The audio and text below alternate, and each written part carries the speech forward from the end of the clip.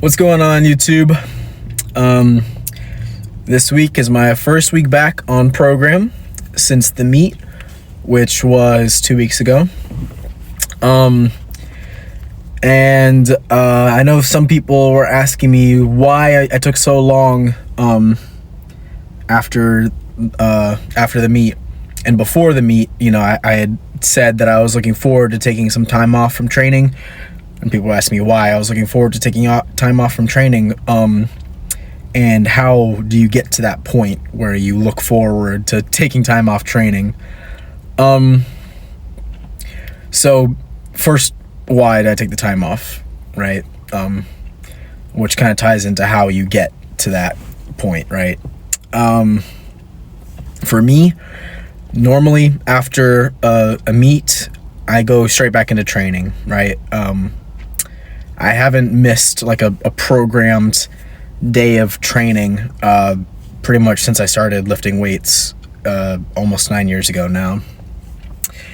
And that means that there hasn't been like a week where I've just completely taken off from the gym, right? Like in almost 9 years.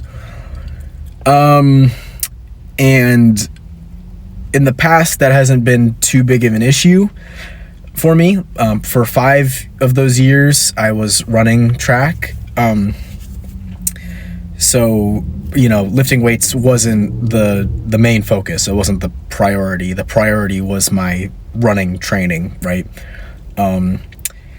And when I was running, I did encounter a similar issue as I encountered recently with lifting, which was I was experiencing burnout.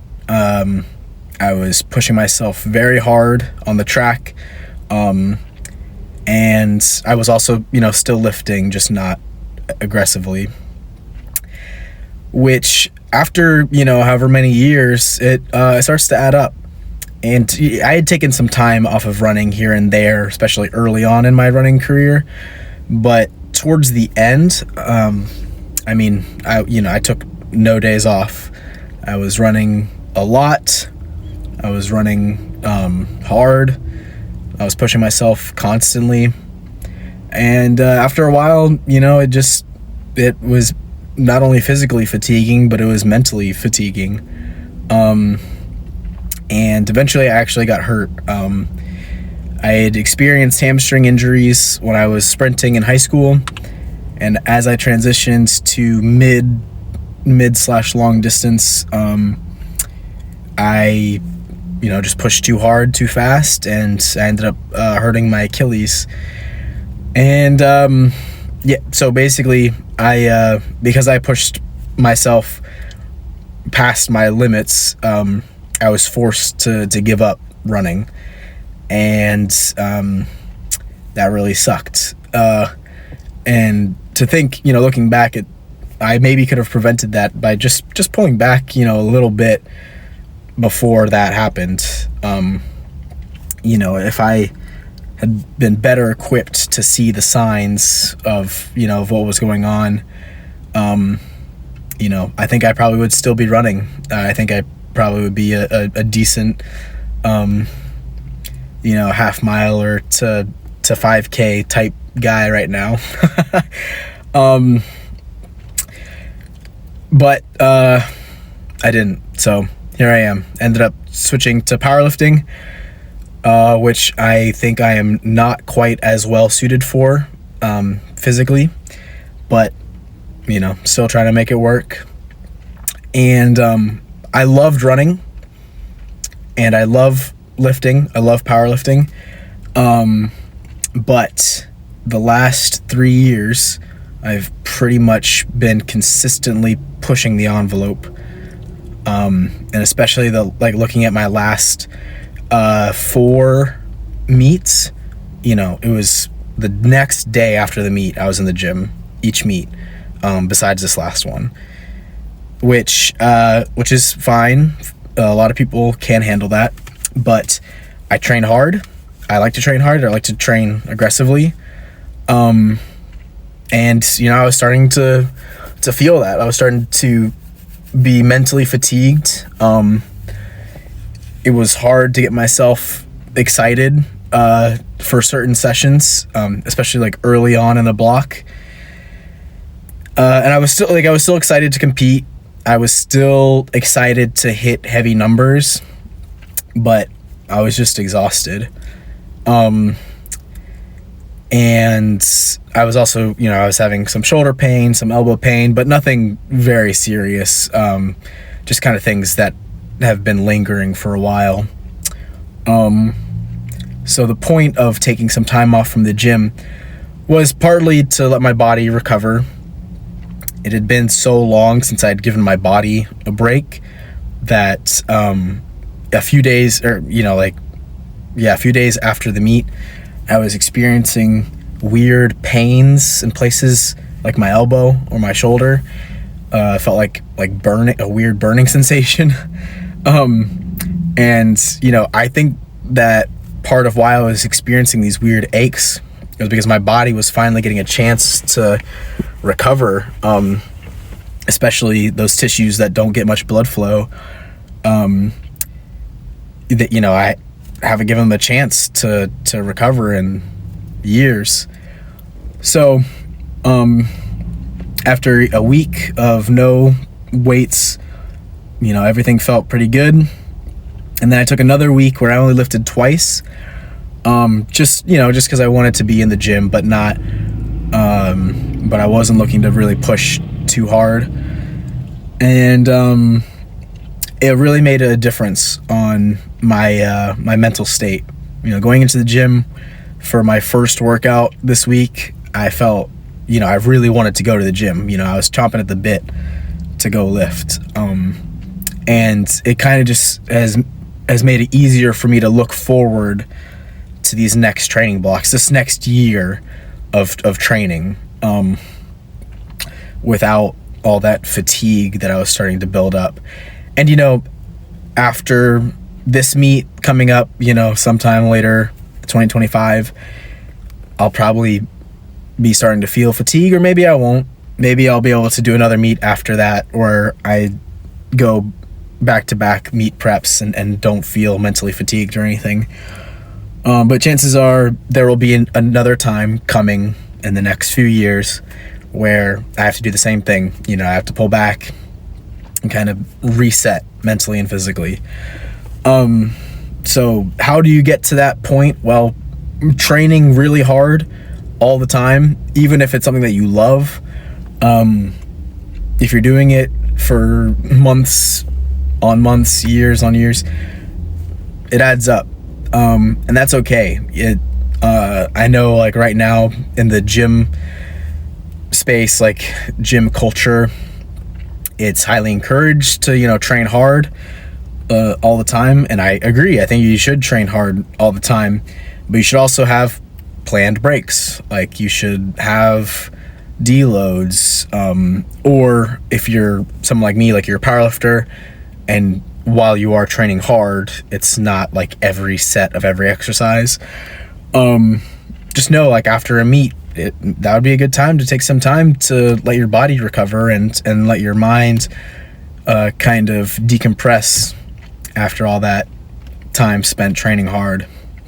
If you're someone who's a bodybuilder and you have like 4-week blocks and it's like 3 weeks of straight, balls to the walls intensity all the time, maybe you need like a serious deload every 4 or 5 weeks, or maybe every couple blocks, whatever works best for you. But that's something that you really need to think about. Like, for your long-term success, if you want to be able to continue doing this for a long time, decades, you need to know what your limits are and when to start to pull back, right? Thankfully, I'm in a position right now where I don't have like another meet specifically coming up. I'm not training for like a nationals or anything. So I was able to take that time and really just, heal physically, especially, but also mentally. I'm glad that I did, because now going to the gym, I feel back to how I felt when I first started lifting, you know, like I feel like I really want to go in there and hit some big numbers, hit PRs, and I want to crush, you know, all these blocks of training. So, you know, overall, I think it was worth it. I think it was worth taking off basically 2 weeks from training. I don't think it's for everyone. I think that if you're just getting started, especially, you probably can push pretty hard for a while, excuse me, before you get to a point where, you know, the mental fatigue is really like too much, or even the physical fatigue. But if you are someone who's been doing it for a while, there's gonna be times where you need to take some time off, and I would start with just, you know, a few days, or you know, start with figuring out how deloads feel for you. You know, taking like 70% of your normal working weight for a week, taking some of the volume down, the intensity. Just see how like that kind of stuff impacts your training and like your progress. Like for me personally, when I was less experienced a powerlifter, I would take a deload every 6 weeks, and that, you know, felt pretty good for me, like taking about 70% of my normal working weight for about half the total volume for a week, and cutting off like one of the upper body days. That felt good. The way that I was training was even more aggressive than it is now in terms of the intensity and volume. So I really did need a deload like every 6 or 7 weeks, versus now, like, my volume is a little bit lower than it was under a different coach, and my intensity, especially on my competition lifts, is much lower, like on average throughout a block. So I don't feel the need to take deloads very often. But again, you know, it's something to consider for anyone out there who's, especially if you're starting to feel like mentally fatigued, like you're not enjoying going to the gym or something like that. Taking some time, taking it easy might, you know, make all the difference.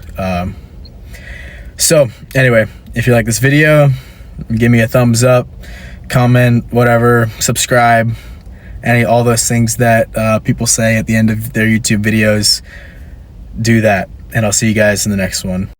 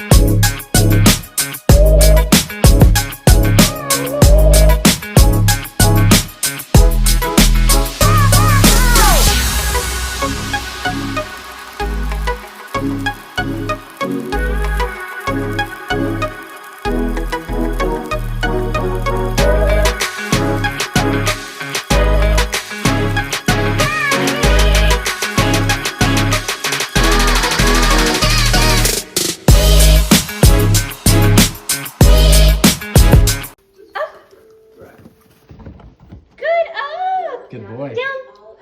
Down. Good boy.